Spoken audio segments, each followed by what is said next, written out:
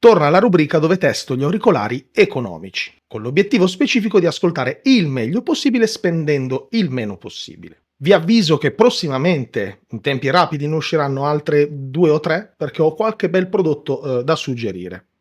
Oggi parliamo di questo, TRN EMA. TRN è un marchio molto conosciuto, molto affermato, del quale in realtà non ho mai provato niente, nonostante ci siano dei modelli molto famosi. E allora perché ho voluto testare proprio questi? Beh, il motivo è presto detto.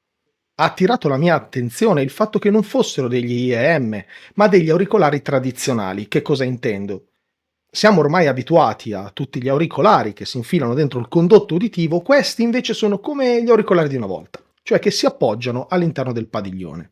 Quindi non c'è il classico archetto con il cavo che va dietro all'orecchio, ma scendono dritti, come quelli che abbiamo sempre usato. Un'altra caratteristica molto interessante è che parliamo di un single driver da 14,2 mm. E infatti se guardiamo la scheda tecnica non c'è nulla di sorprendente. Vediamo una risposta in frequenza classica, 20-20, un'impedenza altrettanto classica, 32 ohm, e questo sì una sensibilità un pochino sopra la media, con 124 decibel. Questo sarà uno degli unboxing più veloci, anche perché non c'è praticamente nulla.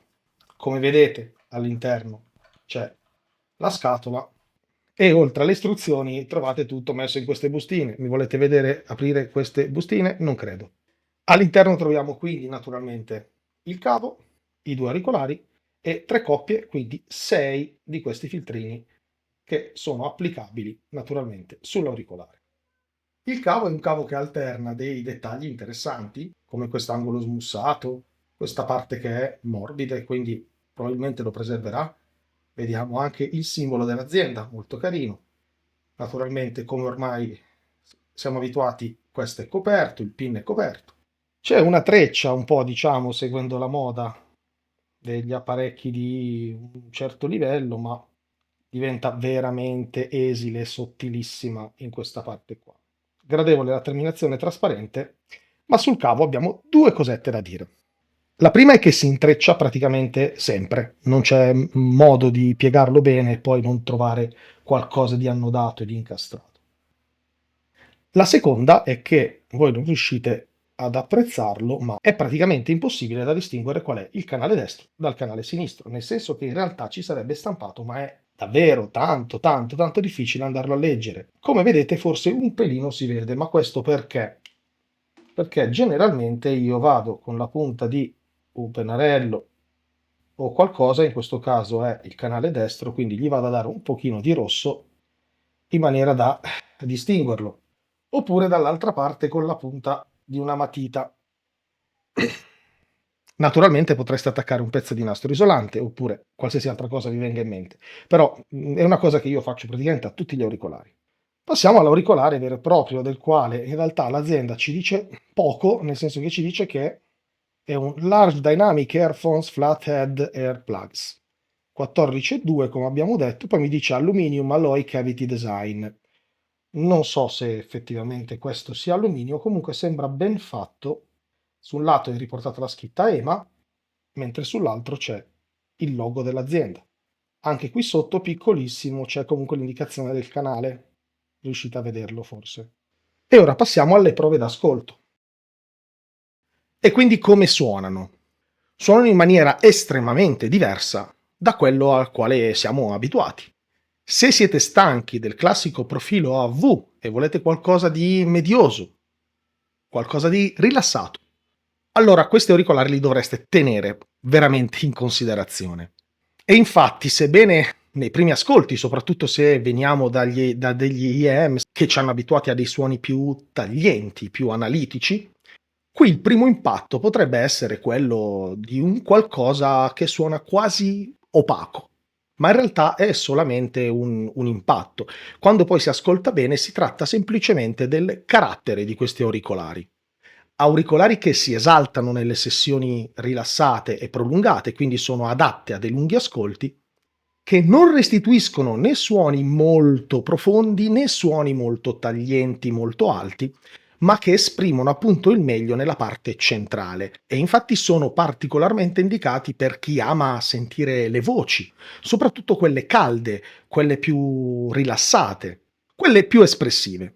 Giusto per essere precisi, tutto quello che sto dicendo e quello che dirò è il frutto di prove fatte con il suo cavo, quindi collegato a un'uscita audio 3,5 del dispositivo cellulare, del PC, utilizzando una scheda audio e utilizzando un mini DAC amp, quindi un dongle DAC. Utilizzando come sorgente i file digitali di Amazon Music. Tra l'altro potreste anche andare a vedere qual è la mia lista come prospettiva Nedgar su Amazon Music, vi uscirebbe quello che uso per testare i cellulari. Ci sono dei brani in HD, ci sono dei brani in iRes e dei brani specificatamente creati, o meglio delle tracce audio creati per capire come risponde alle basse, alle alte.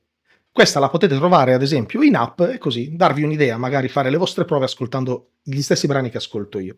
Il carattere medioso dell'auricolare alcune volte può dare senso di compressione.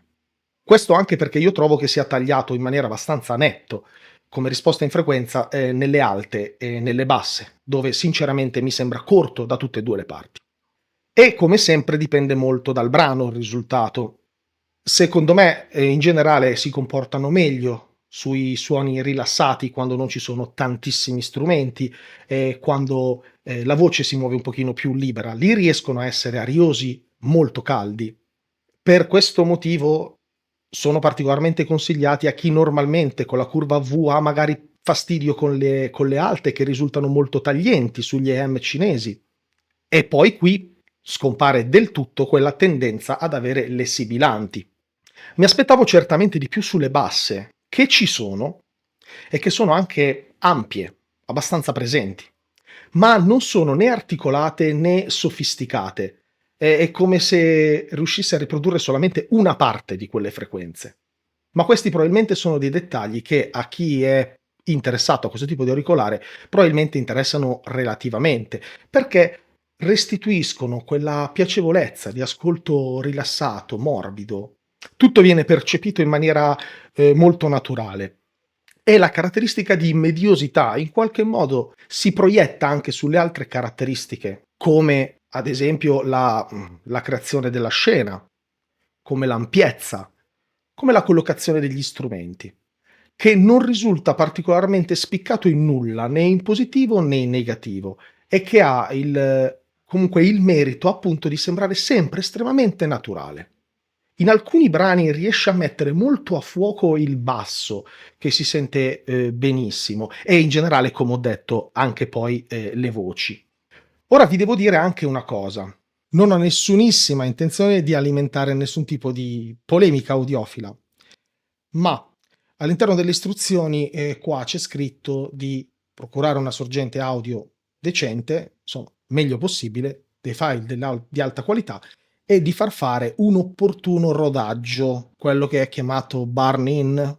Ecco, devo dire che il suo comportamento inizialmente un po' ovattato, un pochino chiuso, dopo un bel po' di lavoro rimane naturalmente medioso perché quella è la sua caratteristica, ma si apre molto, si alleggerisce, diventa tutto molto più semplice, il suono meno compresso. Almeno questa è la mia sensazione e così la riporto senza avere, ripeto, nessuna intenzione di aprire nessuna polemica audiofila. Se volete sapere come potete fare il burn-in, chiedetemelo nei commenti, magari vi linko anche qualche audio che potete utilizzare, far lavorare l'auricolare con quell'audio e poi vedere, decidere con le vostre orecchie se è andata meglio o è andata peggio o è andata uguale.